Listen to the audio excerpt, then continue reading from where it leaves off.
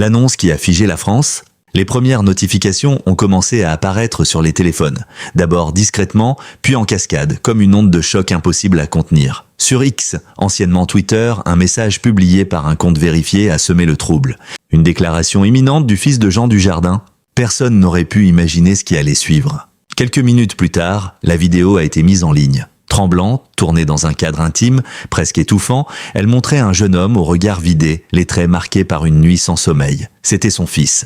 La ressemblance était frappante, le même regard intense, mais aujourd'hui éteint par une douleur impossible à dissimuler. Sa voix brisée a suffi à plonger le pays dans un silence irréel. « Mon père est décédé ce matin, dans un accident. » Ces mots, simples mais dévastateurs, ont immédiatement fait l'effet d'une bombe. Un choc national immédiat. En quelques secondes, les réseaux sociaux se sont embrasés. Les hashtags Jean Dujardin et #choc national ont explosé. Les chaînes d'information en continu ont interrompu leur programme. Les journalistes, visiblement pris de court, tentèrent de vérifier, de confirmer, de comprendre. Car comment imaginer une telle disparition?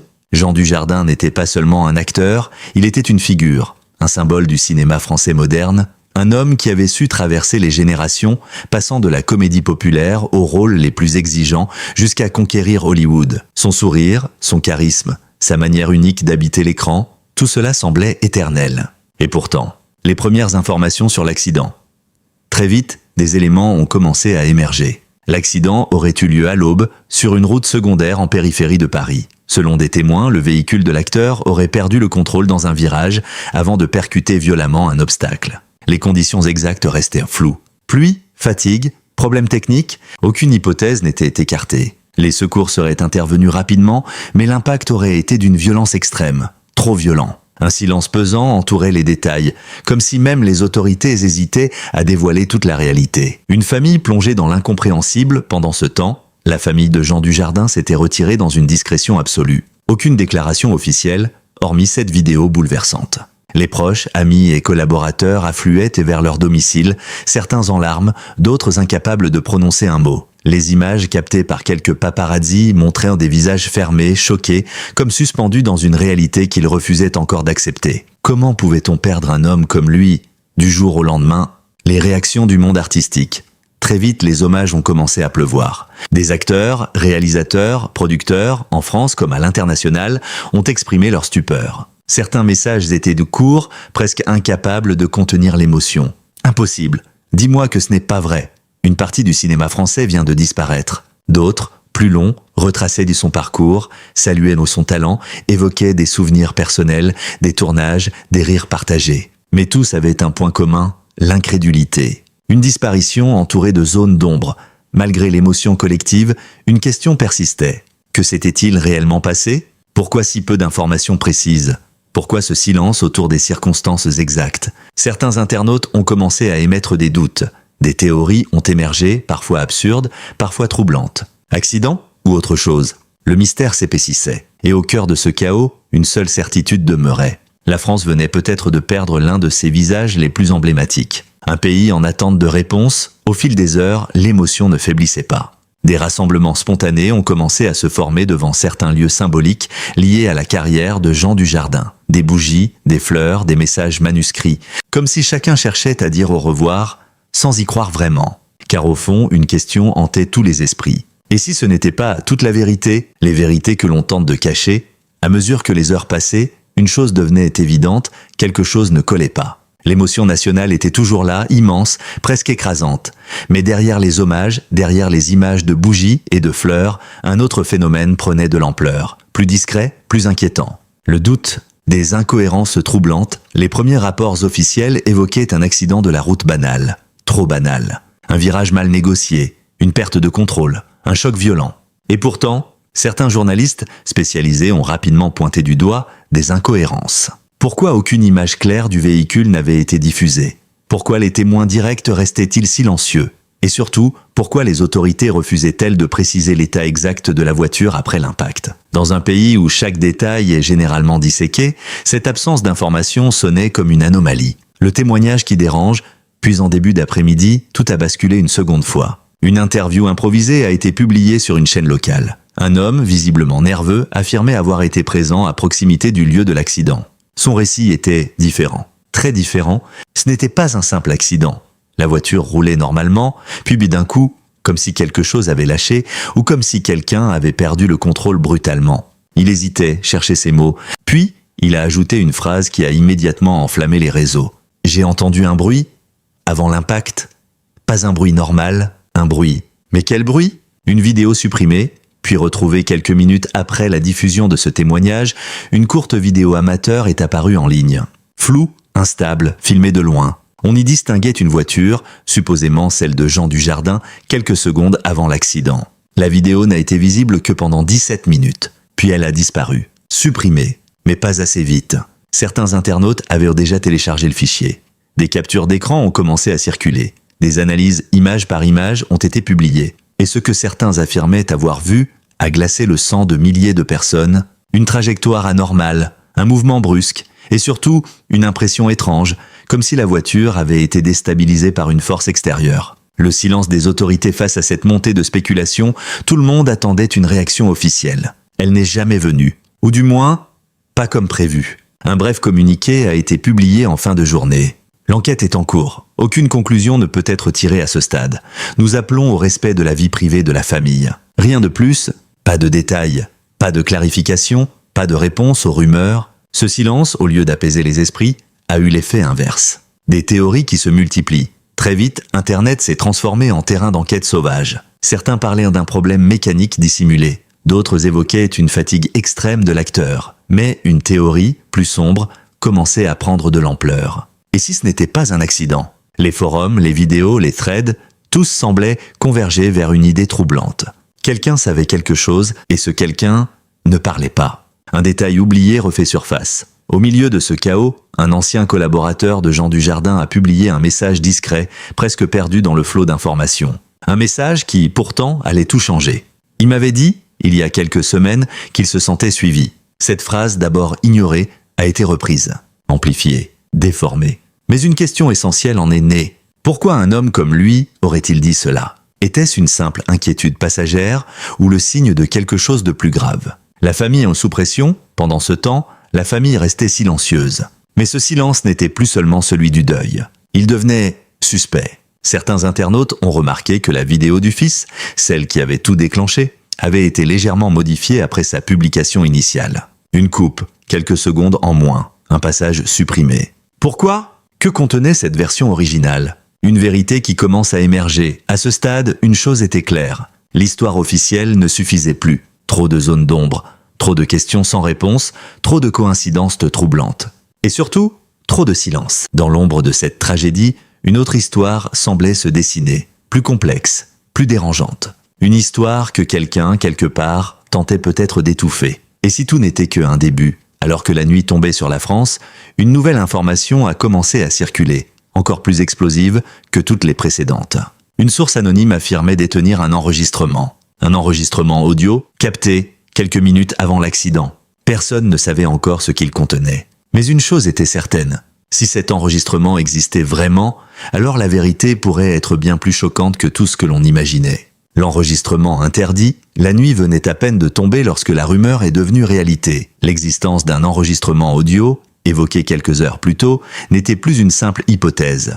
Une source anonyme, impossible à identifier, mais visiblement proche de l'enquête, venait de transmettre un fichier à plusieurs journalistes indépendants. Un fichier de 2 minutes et 17 secondes. Rien de plus, mais ce court fragment allait tout changer. Une diffusion sous tension, les rédactions hésitaient. Diffuser ou non? Le contenu était potentiellement explosif, non vérifié officiellement, mais suffisamment crédible pour ne pas être ignoré. Finalement, une version partielle a été publiée en ligne, accompagnée d'un avertissement. Audio non authentifié, à prendre avec précaution. Mais une fois en ligne, il était déjà trop tard. Des milliers de personnes l'avaient écouté en quelques minutes. Ce que l'on entend, et ce que l'on devine, l'enregistrement commence dans un silence presque total. Puis, progressivement, un bruit familier émerge, le moteur d'une voiture en marche. Une respiration, légère, contrôlée. Puis une voix, celle de Jean Dujardin, reconnaissable entre mille. Calme, mais tendue. « Oui, je sais, j'arrive. » Un silence. Puis, quelques secondes plus tard, « Non, ce n'est pas le moment. On en parlera. » La voix semble hésiter, comme s'il pesait chaque mot. Puis quelque chose change. Un bruit métallique, sec, brutal. Un choc léger, mais distinct. Et là, un silence total. L'enregistrement s'arrête, un détail qui dérange tout le monde au début. Beaucoup ont cru à un simple montage. Mais certains spécialistes du son ont rapidement analysé le fichier. Et leurs conclusions ont semé le trouble. Le bruit métallique entendu quelques secondes avant la fin ne correspondrait pas à un simple choc routier. Il serait trop précoce, trop net. Comme si quelque chose s'était produit avant la perte de contrôle du véhicule. Une question centrale, et si l'accident n'avait pas commencé au moment de l'impact, mais bien avant, le téléphone disparu.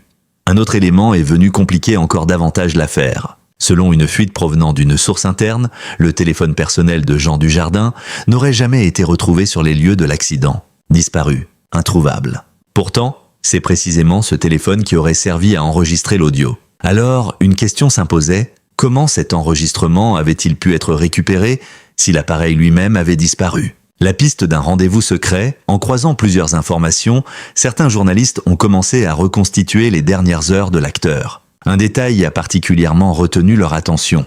Jean Dujardin ne se rendait pas simplement à un rendez-vous professionnel. Il aurait quitté son domicile plus tôt que prévu, sans prévenir son équipe, sans chauffeur, seul. Direction inconnue. Mais une hypothèse commençait à émerger. Un rendez-vous privé, urgent et probablement sensible. Le nom qui circule en coulisses, dans certains cercles très fermés, un nom a commencé à circuler. Un nom que personne n'osait prononcer publiquement. Une personne liée à un projet récent de l'acteur, mais aussi, selon certaines sources, à une affaire plus personnelle.